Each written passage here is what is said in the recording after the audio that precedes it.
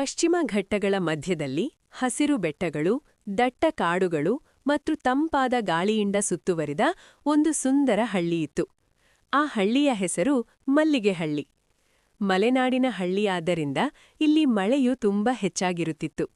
ಮಳೆ ಬಂದಾಗ ಸಂಪೂರ್ಣ ಹಳ್ಳಿ ಹಸಿರು ಹೊದೆಗೆಯಂತೆ ಕಾಣುತ್ತಿತ್ತು.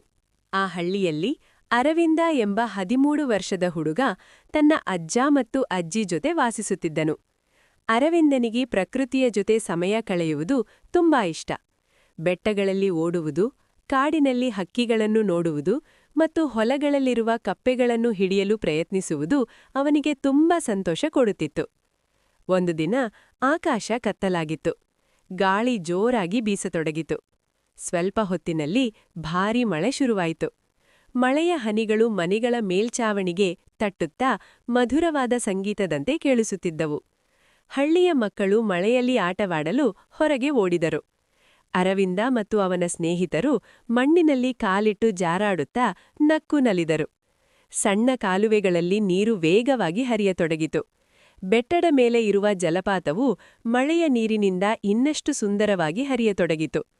ಹಸಿರು ಹೊಲಗಳು ಮಳೆಯ ನೀರಿನಿಂದ ತೇಲಿ ಹೊಸ ಜೀವ ಪಡೆದಂತಾಗಿತ್ತು.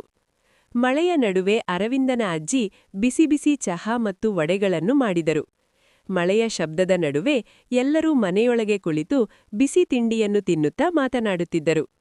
ಅಜ್ಜನು ಹಳೆಯ ಕಾಲದ ಮಲೆನಾಡಿನ ಕಥೆಗಳನ್ನು ಹೇಳುತ್ತಿದ್ದನು. ಆ ಕಥೆಗಳು ಮಕ್ಕಳಿಗೆ ತುಂಬಾ ಆಸಕ್ತಿಕರವಾಗಿದ್ದವು. ಮಳೆ 2 ದಿನಗಳ ಕಾಲ ನಿರಂತರವಾಗಿ ಸುರಿಯಿತು. ಆದರೆ ಆ ಮಳೆಯು ಹಳ್ಳಿಯವರಿಗೆ ತೊಂದರೆಯಲ್ಲ, ಸಂತೋಷವೇ ಆಗಿತ್ತು. ಏಕೆಂದರೆ ಆ ಮಳೆಯೇ ಅವರ ಹೊಲಗಳಿಗೆ ಜೀವ ಕೊಡುವುದು. ಕಾಫಿ ತೋಟಗಳು, ಅಕ್ಕಿ ಹೊಲಗಳು ಮತ್ತು ಮಸಾಲೆ ಗಿಡಗಳು ಮಳೆಯ ನೀರಿನಿಂದ ಚೆನ್ನಾಗಿ ಬೆಳೆಯುತ್ತವೆ. 3 ದಿನಗಳ ನಂತರ ಸೂರ್ಯನು ಮೋಡಗಳ ಮಧ್ಯದಿಂದ ಹೊರಬಂದನು. ಬೆಟ್ಟಗಳ ಮೇಲೆ ಮಂಜು ತೇಲುತ್ತಿತ್ತು. ಹಕ್ಕಿಗಳು ಮತ್ತೆ ಹಾಡತೊಡಗಿದವು. ಹಳ್ಳಿಯ ಸುತ್ತಲಿನ ಪ್ರಕೃತಿ ಇನ್ನಷ್ಟು ಸುಂದರವಾಗಿ ಕಾಣುತ್ತಿತ್ತು. ಅರವಿಂದನು ಬೆಟ್ಟದ ಮೇಲೆ ನಿಂತು ಆ ಹಸಿರು ದೃಶ್ಯವನ್ನು ನೋಡುತ್ತಿದ್ದನು. ಮಳೆಯ ನಂತರದ ತಾಜಾ ಗಾಳಿ ಅವನ ಮುಖಕ್ಕೆ ತಾಗುತ್ತಿತ್ತು. ಅವನು ಸಂತೋಷದಿಂದ, ನಮ್ಮ ಮಲೆನಾಡು ನಿಜವಾಗಿಯೂ ಸ್ವರ್ಗದಂತಿದೆ ಎಂದು ಹೇಳಿದನು.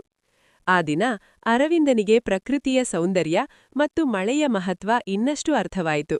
ಮಳೆ ಕೇವಲ ನೀರಲ್ಲ, ಅದು ಹಳ್ಳಿಯ ಜೀವನಕ್ಕೆ ಆಶೀರ್ವಾದವಾಗಿತ್ತು.